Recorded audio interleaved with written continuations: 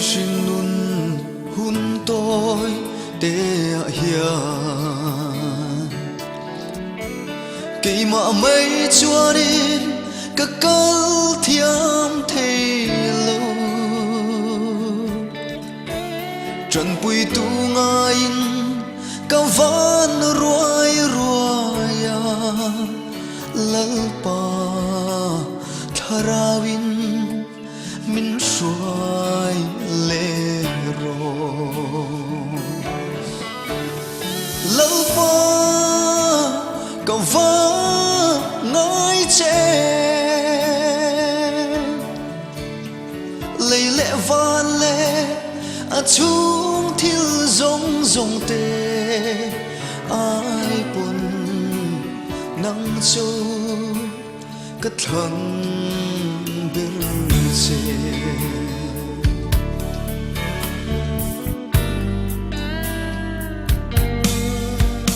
cất đom lại sinh nun chapo wan nahi mi te mit mua a ting dấu xì lâu sinh nun ral tir la tharau trôi sang la lal pa nang in min din thar le ro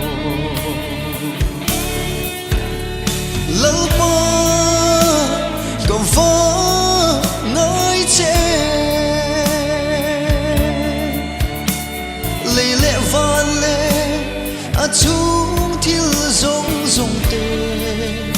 ai buồn nắng châu cất thằng bêu chê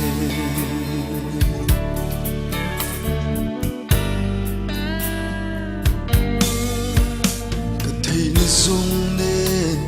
inen karun pane idu amantur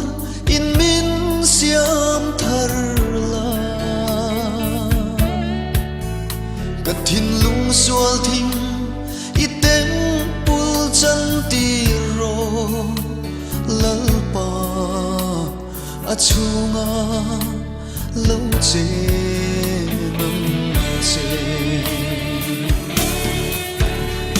lalpa cầm vó nói chê lấy lệ van lệ chúng thiêu rong rong tê ai buồn nắng châu cất thằng bêu chê